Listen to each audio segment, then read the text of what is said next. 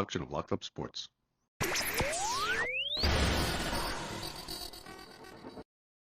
Everybody, this is Don LaGreca from the Michael K. Show. When it comes to talking sports, Bob Walters and Brett Grasso are the authority. Can't wait. When it comes to talking sports, they're the authority. It's Bob Walters and Brett Grasso. It's Locked Up Sports, and it starts now. Bring them out, bring them out, hey. Bring them out, bring them out, yeah. Bring them out, bring them out, hey. Bring them out. Here we go. Bob Walters from the Brian Gunzel Studios. This is Locked Up Sports. We got a big one for you here today. It is Labor Day 2024. Happy Labor Day, everybody. Hope you are enjoying your day off. Back to work tomorrow. Lot going on. Labor Day, of course, end of the summer. You got the U.S. Open going on. You got the Mets, the Yankees, pennant races. The Mets fighting for the wild card back home after a successful road trip. Yankees fighting for the division, going back and forth with the Orioles. But today, we're here to talk about football. I'm going to be joined by Brett in just a moment. We got 2 days until the start of the NFL season. I can't believe the NFL season's already here. Summer's over. I can't believe summer's over either. That's a little disappointing. But, you know, it is what it is. Chiefs and Ravens, Thursday night is the opening game of the 2024-25 NFL season as we'll go into the new year. It's going to be Christmas before you know it. So 24-25 NFL regular season here. And this is our Jets preview show. We're going to do all Jets. We're going to talk to Brian Costello of the New York Post. He's one of the best beat writers in the business. He's one of the best beat writers that the Jets have. Of course, the New York Post is the premier sports section in New York papers. And New York is the biggest sports town. So we got the premier beat writer for the best paper in the best sports town for the New York Jets here on Locked Up Sports, like we do. We get you the best here. So we're gonna bring Brett in, and we spoke to him earlier today. It's a great conversation. I think you're gonna really enjoy it.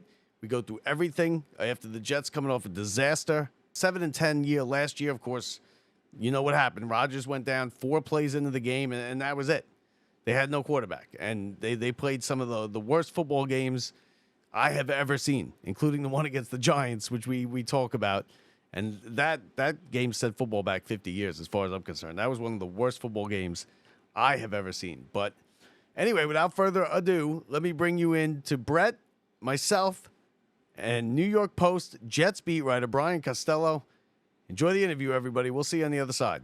All right, so now we are welcomed by longtime New York Post Jets beat writer Brian Costello. Brian, welcome to Locked Up Sports. Thanks for giving us a couple minutes. Thanks for joining us. Every time I get introduced as long time these days, I feel very old. Yeah. Well, you're not surprised. Everyone lately has called me long time. It's a new thing. It's a good thing. Really old. It's a good thing. It means you're good at what you do, right? You kept your job. Somebody's listening. I kept the job. That's good. Now the Jets, we're 2 days, 3 days from the start of the season. Chiefs, Ravens. We are 1 week from the Jets and the Niners. What's the latest on Hassan Reddick? Is he going to play for the Jets this year? What's the latest on that? There's no latest. I mean, nothing's happening that I know of. I would hope that both sides are trying to get something done at this point, but I think this is going to be one that we don't really hear much chatter about. If something happens, it's going to happen quickly. Somebody's got to blink, because the two sides are really dug in right now. Reddick says he's not going to report until he gets a new contract. The Jets are saying they're not going to talk about even adjusting his contract until he reports. So something has to give. We're sitting here on Monday. The Jets I think they're in the building today, but they're not doing much. And then tomorrow, they're there off Wednesday. And then Thursday's really the start of the game week for the Jets, like that. So if he's not in the building on Thursday, he ain't playing, I don't think. So that's kind of, to me, in my mind, these next 3 days are critical. He will be able to play, though, within a couple days of signing? Yeah, I wouldn't expect him to play 40 snaps, right? I don't know. I'm assuming he's in good shape. He's been posting videos of workouts and stuff, so I assume he's in good shape. He plays a position where, it's not the most heavy position workload-wise in terms of learning. It's not like coming in and playing quarterback, right? Yeah, or even wide receiver. they're going to say, go get the quarterback. So he could do that 15 times Monday night if he shows up Wednesday. But I think he can play. I just don't think he'd have a huge role. How do you think the Jets have handled this situation? That's tough to answer. I have not heard Reddick's position very much. Like, Reddick's agent has stayed quiet. Reddick has stayed quiet. So I'm curious to hear what their point of view on how this went down was. I know what the Jets' point of view is. We all do after Joe Douglas spoke last week. Obviously I've been talking to them, talking to Jet sources for a while about this. So I'm getting kind of one side of the story. I'd like to hear what Reddick says happened, because the Jets basically said they had an agreement in place and he didn't honor the agreement. What are the odds that his agent is the one that said the Jets are in turmoil? Nah, that's not his agent. His agent is a really high level agent who he wouldn't do that. Those when you see those kinds of things, there's a million agents, right? Like that. Just I'll fly. There's like over 1,000 agents, and some of these guys are pretty like low level, and I tend to, when I see those stories with anonymous agent quotes, the really good agents don't do that. So maybe Tommy Cutlet's agent. Yeah, I won't denigrate any particular agent, but yeah, sometimes they're guys who have one or two players or something like that. That's the problem with stories like those, is you don't know how, like, what is this guy's role with the Jets, right? And what does he know? So. The NFL can't like these situations. Like, what do you think that they're going to do in the future to, combat these contract holdouts or hold-ins we've seen with other players? Yeah, I'm curious. I don't know about the NFL not liking it, because, like, I don't know about you guys, but I usually flip on ESPN in the morning when I wake up, or, in the summer it's been maybe different, but when I get my kids ready for school, I'll flip on ESPN, and what are they talking about? I know. Oh, is Brandon Ayuk going to show up? Is CeeDee Lamb going to show up? Is Jamar Chase? Like, it is a huge, huge talking point for the NFL. So the NFL likes any attention it gets, pretty much. So I'm sure I think the team owners and general managers and coaches don't like this. But I'm not sure what you can do about it. It's the only avenue that players have to get paid more, is to withhold services. And 99% of the time I'm on the player side. We were just talking about this. Typically, and with other sports, I'm like, you should honor your contract. I was like, I just don't feel that way with this. No, I don't think so. The owners make so much money. The salary cap is what it is. Players need to get what they deserve, and you only have so many years where you're even able to play football. Think about Alan Lazard, right? He signs a 4-year, $44 million contract. Does not play well last year. Salah slips after one game. It's like, well, we have him for 15 more months. It's like, whoa, okay. So that decision's already made. Like, and they'll cut out, like, unless Alan Lazard has some amazing year, they'll cut Alan Lazard after this year. And he won't see $44 million. Like, so, yeah, I'm with the players almost always. With this one, Reddick, I just don't think you can demand stuff from a team you haven't played for. Right. That's the hard part of this.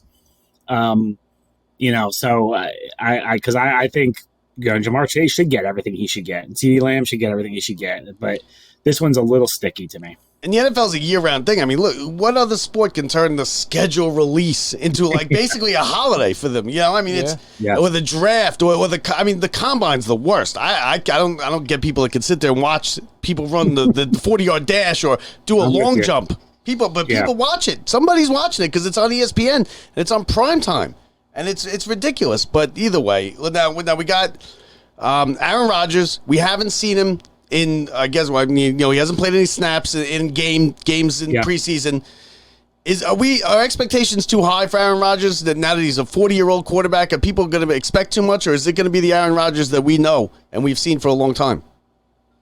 Look, he's looked great in training camp. It's hard for me to predict the future, but he's looked great in training camp.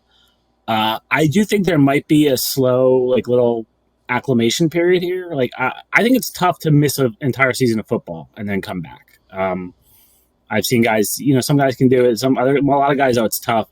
So I think there might be some adjustment for him at first. And there are new pieces on this offense, and he's never played a game, other than 4 snaps with Garrett Wilson. He's never thrown a pass to Garrett Wilson. He should have thrown a pass to Garrett Wilson. Maybe he wouldn't have gotten hurt, but he hasn't thrown a pass to Garrett Wilson. So, like, these guys are going to be learning each other a little bit. So there could be offenses tend to start slowly. I could see that, but I mean, he has been fantastic in training camp. Like every day you're like, holy crap. Like he makes one throw that you're just like unbelievable. And then there are some days where the football does not hit the ground and he just completes everything. So I've seen no signs that make me think there's a drop off coming. And even, is he going to throw 40 touchdowns? I don't think that's probably going to happen, but you'll settle for 28, right? Or 30, something like that. Like I think he'll be in that neighborhood for sure. Is he the best quarterback in the AFC East? No, I think Josh Allen gets that title right now until proven otherwise. He's done it more recently. So, and he's younger. So, and like Josh Allen's legs just add a whole different, like totally different category than Rodgers is in right now. But it'll be interesting. I'm sure Rodgers would say he is. Running quarterbacks get hurt, though. When you start running in the NFL as a quarterback, you get hurt. Not when you're as big as Josh Allen. Yeah, I guess he's Josh Allen. Yeah. He's like he reminds me, Cam Newton, like running like. I always thought Cam Newton was gonna get hurt. He didn't get hurt. So, we were talking. Yeah. We were just talking. Now, as far as Tyrod Taylor's the backup, real quick. We were just talking about some of those games. The Jets-Giants game, this guy was at the game, which miserable. It set football back 50 years, that game, I think. That was, somebody asked me recently the worst game I've covered. I think it's the worst I've ever seen. In the last, I think they gave me 5 years, I think, and that was the one that came to mind. It's not even downpour, regulations ticking away, and there's not a single person in that stadium wanted to see it go to overtime. Thomas Morstead had a great game. We were just talking. That is probably the best signing. He is the person that needs to be talked about with the Jets. He carried the team last year, which is sad, but what a great guy to have on your team in so many different ways. Is it Super Bowl or bust for the Jets? No, I don't think so. Look, this team hasn't made the playoffs in 13 years. So to me, like it's hard to sit here. We're on September 2nd, right? It's hard to sit here on September 2nd and say like, oh, this is what needs to happen for, Saleh to keep his job or Douglas to keep his job. Like that, everyone wants to have that conversation. But if you watch football long enough, you guys know like the seasons tell a story, and you can have, I go back to Eric Mangini's last year, right? That was my first year when I was really around the team a lot. And they were 8-3. They beat the Patriots in Foxborough. They beat Tennessee, an undefeated Tennessee team in Nashville. And it was like, oh my God, the Jets are going to the Super Bowl. And then his arm fell off, and Favre got hurt, and they ended up going 9-7. And Mangini got fired. So, like, think about firing a coach after a 9-7 season. But that was the way that season went. So, like, if the Jets like make the playoffs, if they squeak into the playoffs and win a playoff game, I think people will be happy. If they collapse down the stretch and lose in the first round of the playoffs, then maybe we're talking about something different. But to me, it's not the Super Bowl or bust. Yeah, and there's no way the Jets are going into Arrowhead in the playoffs and winning a game there. It's just not happening. Yeah, well, I don't know. You never know. Well, you never know. As the Jets fan and the guy that covers the Jets. I think it'd be a heavy underdog, like obviously. But you never, we've seen crazy crap happen. So, yeah, I guess you're right. You didn't think the 2020 0-13 Jets were going to go into the Rams stadium and beat them, right? Like fair point. But yeah, the Chiefs would be a heavy favorite in that game. I agree with you there. But I think to me, if they make the playoffs this year and it's not like a complete collapse at the end, this year will be looked at fondly. After does Rodgers wield too much power? Should a guy that's only taken 4 snaps for the team really be running the Jets? I don't think he runs the Jets. Like, he has a lot of power, right? But he that's what you signed up for when you traded for him, right? Did Tom Brady have a lot of power at the Buccaneers? Yeah, like Gronk ended up there. Antonio Brown was there because of him. He wanted Leonard Fournette. They got him. Like these guys carry a lot of power. Peyton Manning brought a lot of his friends to Denver with him, right? When he got there, you're trading for a 4-time MVP, future Hall of Famer. He's going to have a lot of power. Now, did they screw up last year with some of the signings with Randall Cobb and Lazard and Billy Taylor? Yeah, and I blame him for Dalvin Cook. I think he wanted Dalvin Cook. Yeah, they shouldn't let him be the GM of the team picking players necessarily, but and coaches. Yeah. Saleh wouldn't have a job without him, right? And then Hackett, forget about Hackett. Yeah. He didn't hire Saleh. I don't totally agree with that because Saleh, the situation with Saleh was just if you fired him, then what were you going to do? Then you would have let Rodgers hire a head coach, and everyone would have gone crazy. He would have hired Nathaniel Hackett. So right, you're right. I don't pin Saleh on him like directly. Like, yeah, Saleh got another year because Rodgers got hurt. He basically got a mulligan, and the Jets weren't going to blow everything up with Rodgers as the quarterback. But yeah, I mean Hackett, obviously, like but Rodgers is going to be calling the offense, not Hackett. Why does he like Hackett? He's a nice guy. I mean, he's a nice guy, so they get along. He laughs at his jokes, and that's it. So he's simple like that. Laugh at his jokes. You can be I'll laugh at his jokes if he wants, and I'll do it for a lot cheaper. He likes them. Yeah, I mean, I don't know what happened in Green Bay because like it's weird, right? Like he's like, oh, they had this relationship in Green Bay, but Matt LaFleur calls the plays in Green Bay.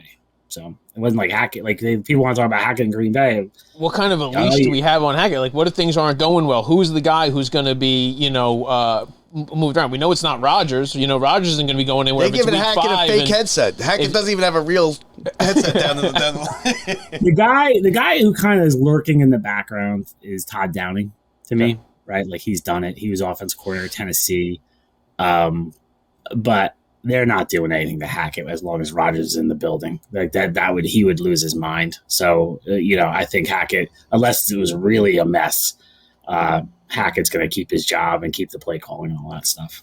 So we talk about, Rodgers and all the other people, but, the truth is, isn't this offense going to run through Breece Hall this year and this offensive line? This new offensive line, which is what they should have focused on last year. And this year it looks good. We even have, the new rookie Olu Fashanu to back up and to learn from these veterans. Where do you see it going with this offensive line? Obviously, if they can stay healthy. Yeah, that's the big question. I was just writing something. Tyron Smith, he looks great, but can he stay on the field? He hasn't played a full season since 2015. If you were introducing me in 2015, I wouldn't be a long-time beat writer then, right? So, like, it's a long time ago. It's a long time ago. So, he played 13 games last year, but he played 17 combined the 3 years before that. So it's a big question with this offensive line. Obviously, AVT has had trouble staying on the field. Morgan Moses has played, but he's getting older, 33 years old. So, yeah, and like as far as the offense running through Breece, I think that's one of the most interesting questions about this Jets team is you've got Rodgers, right? But then you have this young star running back. That to me is the ultimate coaching decision with this team is how much do you lean on Breece versus how much you lean on the Rodgers in the passing game, and how do you keep Rodgers happy doing that? So that'll be interesting to watch. But Breece has looked great too in training camp, and obviously the way he played last year, he showed what he can do. And even coming off another year off of that injury. Last year was right off of the injury. And to see, what he's got this year and to know the offense that much better and to actually have this time now with, Rodgers and the other guys, he's been a big fantasy pick by everybody. So they expect the numbers to be way up. So it would be interesting to see how that goes. But also then you have Garrett Wilson and Garrett Wilson and Mike Williams. And, like you talked about earlier, like what kind of connection have him and Rodgers gotten to? And like, what do you expect out of the receivers this year? Because that's what we've seen we could do nothing with last year. No downfield game at all.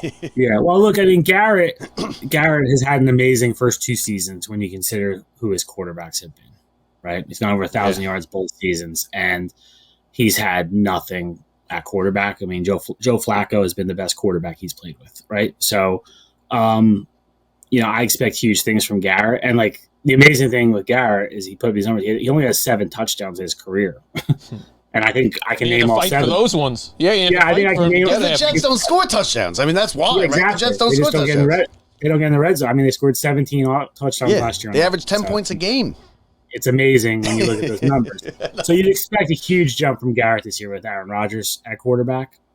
Mike Williams is interesting. I think he's going to start off slow, right? Like I think they're going to hold him back. He's not even a year removed from ACL, so I think they'll sprinkle him in early in the season, and then we'll see where he is at the middle of the year. And if he's not playing well in the middle of the year, then you're going to hear a lot of Devontae Adams talk. So. That's coming. We've talked about him for a year and a half at this point, I think. So, but Williams, it's hard for me to know what they're going to get from Williams. I haven't seen him. He just started in team drills this week, and we weren't allowed out there anymore. So I haven't really seen him play. But I heard people were raving about him Thursday. They had practice. They did a scrimmage Thursday, and he had a good day in that practice, and people were talking him up, the teammates. So, we'll see. Like I said, though, I think he'll be on a pitch count early in the year. How realistic is this Devontae Adams talk? Is this something that's more speculation, or is this something that you really see as a possibility if the Raiders don't have the season that, Can Rodgers put together a deal to make it happen? Yeah, there you go. Now he's the GM too, yeah. Yeah.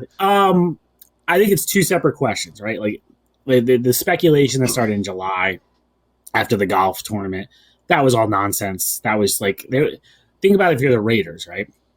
You just hired a new coach. You're going to go to the coach and say, okay, hey, Antonio, we're happy to have you. We're trading your best player, your best offensive player. Max Crosby might be best player on the team. We're trading your best offensive player. Good luck, right? Like, that was never happening. Like, the Raiders, they have to give the guy a chance. So, to me, it's not real until we see, what happens at the beginning of the season. And then if the Raiders struggle mightily and the Jets, like Williams isn't playing well and the offense is sputtering a little bit, then at the end of October, I think it's real. Then I think we're talking about it. Because also the other part, too, from the Jets' perspective, they gave Mike Williams $10 million. Like, I don't think Woody Johnson's turning around and going, all right, well, let's go get another receiver right away. But it'll be prorated halfway through the year. And, they could figure it out then, I think. But to me, it could be real in October. It's not real until then, though. The Jets have 6 primetime games and a London game. Why they keep playing these London games, I don't know. But you know who the owner is, right? Yeah, but still, like, I know who the ambassador. He was the ambassador. Yeah, exactly. I get it. But they've been playing these things forever. They're terrible. They've also like teams now are trying to sell. They got these rights to different countries, so the Jets are like they have stores in London. They're trying to sell stuff. It's all about money, man. Football is not this sport. They don't care about the players at all, do they? What's that? They don't care about the players at all, do they? Now when money's involved. Yeah. The London thing, I will say, is not bad. It's not bad for the players. It's a very quick flight. Yeah, it's like a West Coast trip. It's like a West Coast trip, and they have it like the beginning. It was always like, oh, do they go for the whole week? They have it like down to the minute now. Yeah. Like they fly out. They're going to practice Thursday. Fly Thursday. They'll have one practice over there Friday. Do nothing. Like walk through Saturday, play Sunday, and then they'll be on a plane an hour after the game, and they actually get home sooner than a West Coast trip from London because of the time change. So and because the game's played at 9:30 in the morning Eastern time, right? Yeah. So they're on a flight. They're on a flight basically at say like 2:00 Eastern. They'll be home. They'll be in bed by 10:00 that night. So I think it's the home team fans that have the right to be so mad. That drives me crazy. Yeah. We only get so many. This isn't baseball. This isn't anything. Yeah. Like, give me a break. I mean, they did have the 9th game. Like when they did the 2017 game, there was every other year you have a 9th home game, so they can justify it that way. Okay. But yeah, I do think the home fan stuff. And now the crowd is finally starting to learn when to cheer, what's good, and because in the beginning it was pretty weird. It was a big difference because we went in 2015. I went with the Jets, and they had like no idea. They were cheering. They were cheering for punts. Like that was the big thing. Every punt they loved. Real well. They were cheering for the punts, and then the Jets went in 2021, played the Falcons, and it was a lot different. They were like, people were into it. It was a lot, they understood the game a lot more. So I do think, think about how TV has changed in the last 10 years, like with streaming services and stuff. They're getting more football over there. I guess that's the whole point. I think they are. And like even like here, I feel like English soccer has gotten a lot bigger here over the last 10 years than it used to be. So I think they do understand it a little bit more. It's to the point though, like with the there hasn't been a good Thursday game on since Amazon got the package. They play. I mean, they're just awful. You can even tell Al Michaels doesn't even want to be there. They have terrible Thursday games. They're watering down the playoffs with the extra team. When does it stop? Like, because you get and last year you had all these quarterbacks getting hurt, right? And let's be real. There's only a certain amount of guys. Only about 30 guys who can play the position that makes you want to watch an NFL game. Because there was a lot of unwatchable football last year. Yeah, people watched it. It was unwatchable. People watched it. Like I'm amazed. People watch these preseason games. Oh, I can't. I can't. So I always get beat up on Twitter because I make a joke about preseason games and people go nuts. But like preseason to me is like watching paint dry. Yeah, right. It's horrific. Why do you get another job? Why do you in the past at least like they tried to win the game. Now you don't. They don't even practice the plays that they have because they're scared to use those plays. The Jets didn't even play Tyrod Taylor after the first game. Never mind Aaron Rodgers. Like Tyrod Taylor didn't play. So like it's like I looked at it, the second or third game, there was hardly a player on the field who's going to have a big role on this team this year. So speaking of those guys, what are the Jets held on to a couple undrafted free agents because they didn't want to see him go through waivers. What guys are going to be the surprises that we kind of don't know about that we might see by the end of the season and be more of a well-known name? Because the Jets have come up with some really developed some talent the last couple of years, especially on the defensive side of the ball. It usually takes a little time though, if you think about it. Like Bryce Huff wasn't he's the prime example, right? But he really wasn't as a rookie. It took him a couple of years. So I don't know if these guys will have a huge impact this year. I like Leonard Taylor, the defensive tackle from Miami. He's got traits. You can see it. He didn't get drafted. It wasn't because he doesn't have athletic ability and skills. So I think he's an interesting one to watch. To me, but this Jets team though they're going to be a veteran team. This is not going to be a team where you're going to see a lot of undrafted free agents on the field. Maybe at the end of the season, if they get injuries and stuff. But I think it's interesting they kept the 3 defensive linemen. But to me, those guys are going to be now. They're a nice story in the summer. They're going to put them in mothballs for a while, and then maybe you'll see them a little bit here and there. But I don't think you expect much from them this season. How good can the defense for the Jets be?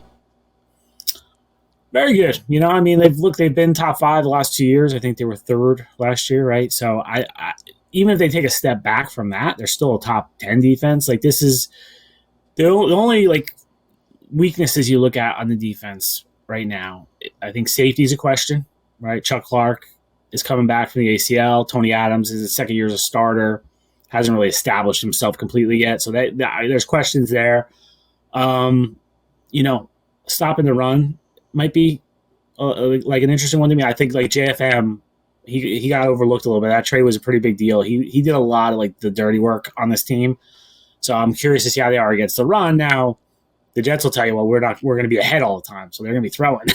So I do think the pass rush. I think Salah will figure it out even if Reddick isn't here. I think Jermaine Johnson, had a good season last year. He could have another big year. I think Quinn. If they can get him double teamed less, he can affect the pass rush. Javon Kinlaw looked really good in training camp. Everyone from San Francisco tells me he's he don't expect much from him, but he's been good in camp. So we'll see. So to me, the defense has a ton of potential. Based off the last 2 years, it's just a matter of now seeing it on the field. And I do think the schedule. I'm looking at the schedule up here on my wall. After the 49ers. So you get Will Levis, Jacoby Brissett, who, he can do some things, but he doesn't have much around him. Bo Nix, Sam Darnold, right? The next 4 games after. Sam Darnold's going to have a big one. You know he is. Oh, man. So the defense should feast a little bit, for those games before they get Josh Allen in here. That's the stance the Jets are taking, though, is with Reddick, is we don't need you, right? We don't need you.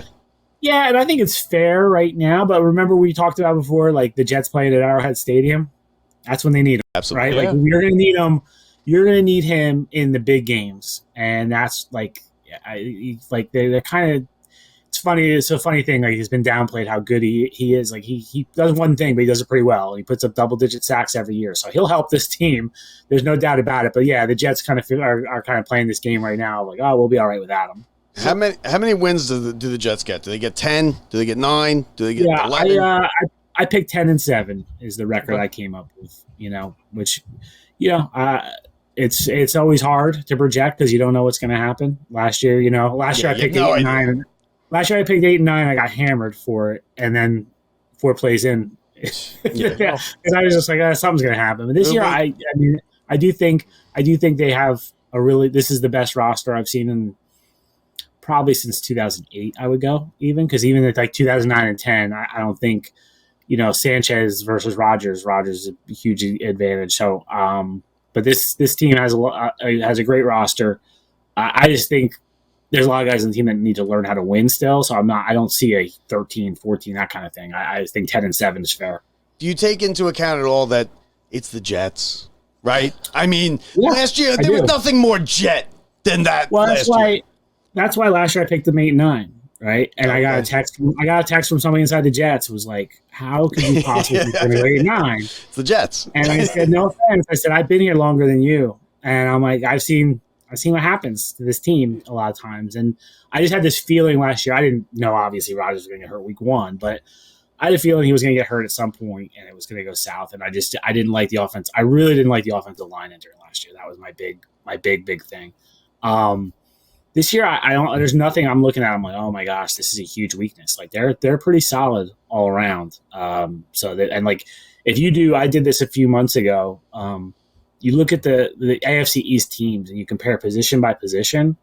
Like the Jets have the best roster in the AFC East. It's not close. It's like not close. Do they? Yeah, I guess you're right. I guess you're probably not right. close. Yeah. It's not close. Like, Miami's good. Miami's good. But you have to mesh it. Some of those teams have been playing together for a few years, and your first year, you don't know, at what certain things that other teams, like if you look at Kansas City, they know each other so well that it sometimes maybe it takes a year for this to actually come together. Yeah, I mean, like Buffalo's defense is they are rebuilding that thing, and they lost Milano, who's a great player, right? They don't have the two safeties; they're both gone, Poyer and Hyde. They let Tre'Davious White go. Like they are a very new looking defense in Buffalo, and then receiver, like they don't have stud receivers anymore. Like Stephon Diggs is gone, so Buffalo is that like took a step back, and then I think so. And then Miami, they let Christian Wilkins go, Xavier Howard's gone. Like they lost some pieces too. Like do you like Tua? Do you like Tua? I don't love Tua. I like Tua. Yeah, I'm not like I'm kind of in the middle on him. I think he's good enough. I think he's good enough they can win with him. I don't think he's great, but if you just go position by position with the Jets and they come out on top in that exercise. When was the last Jets home playoff game? 2002. 2002. Okay. Yeah. Yeah. Well, probably January of 2003, right? Like it was 2002 season. They beat the Colts. 41 they beat the nothing. Colts. You're right. 41. Was it 41-0? Yeah. Wow. Something like something. Okay. I think you're right. I was just thinking. I was like, I can't even remember the goals. So a week from today, we have the Jets and the 49ers. Monday Night Football, the opening day for the Jets and the 49ers. Aaron Rodgers back after what happened last year. What should we expect from this Jets team week 1 versus the Niners, who we always know is so good? I know week 1s are tough to predict, but... Yeah, I just wouldn't overreact. Everyone's going to overreact, including you, probably. This is the ultimate overreaction game, right? It's week 1. And remember what I said. Will Levis, Jacoby Brissett, Bo Nix, Sam Darnold. That's your next 4 games. So even if things don't go well in San Francisco, they'll be all right. So, I mean, look, the 49ers are defending champs. I haven't made a pick yet in this game, but I'm leaning 49ers. Just home game, defending NFC champs. Like, they don't have many weaknesses. But, look, Trent Williams, that's you talk about Hassan Reddick here. Trent Williams is a big, big deal for them. So, if they don't get him signed, things could be interesting. But I think I think you're going to see signs of what's to come. I think the offense will have a good game. But that's a tough defense to go against as well. Well, Tuesday morning, week 1, is the most. There's half the team's fan base that thinks they're not going to win a game. Half the team's fan base think they can't lose a game. It's the most overreacting day in all of sports. Yeah, it's huge. Yep. I mean, and last year was really bizarre, right? With the Jets, they won the game, but lost Rodgers. Oh yeah. On the kick return and overtime. We didn't know how to feel that next morning. But I remember what was it? Sam Darnold's first year, right? They go out, beat Detroit in week 1 on Monday Night Football, and oh my God, they got their quarterback. They got him. It's over. And then they went 4-12. So that's how it goes. Everybody overreacts. Yep. Now here's just a quick couple of true false rapid fire stuff. Aaron Rodgers will start all 17 games this season. False. Robert Saleh will be the head coach next year. True. The Mets will win a World Series before the Jets win a Super Bowl.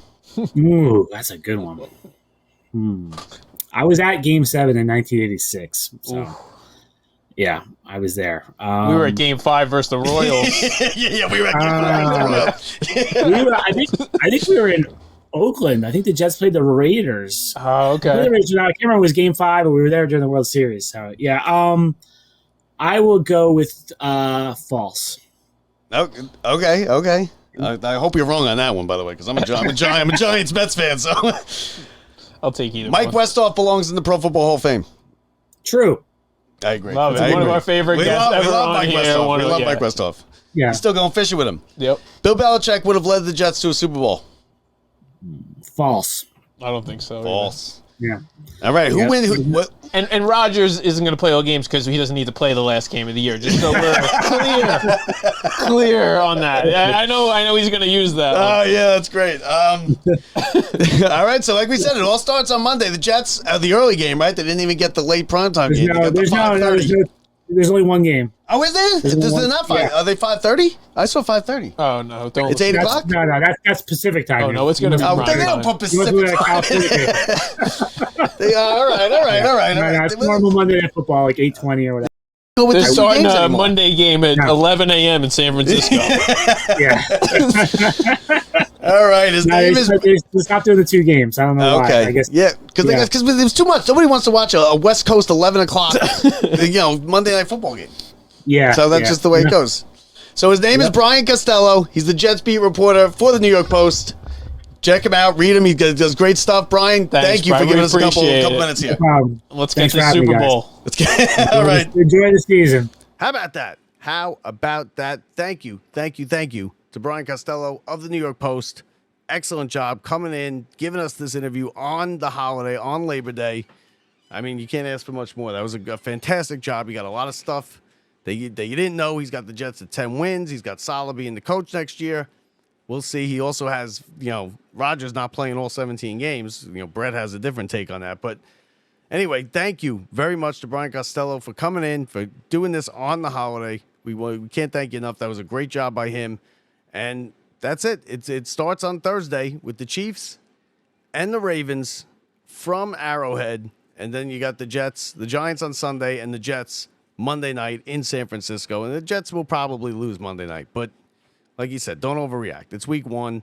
A lot can happen. It's a long season. So, it does get easier for the Jets right after that. It gets easier for about 4 or 5 games. So they'll be all right. And I think they're going to be a good team. I don't think the Giants are going to be very good. I do think the Jets are going to be good. So that is the Locked Up Sports Jets preview. Again, thank you to Brian Costello. We will talk to you later in the week, everybody. We'll have everything with the Mets, the Yankees, all the U.S. Open, everything going on. Until next time, thank you to Brian Costello. We'll see you. Thank you for listening. Thank you for watching. Don't forget to rate, review, and subscribe. We'll talk to you next time, everybody. I'm Bob Walters from the Brian Gunzel Studios. See ya.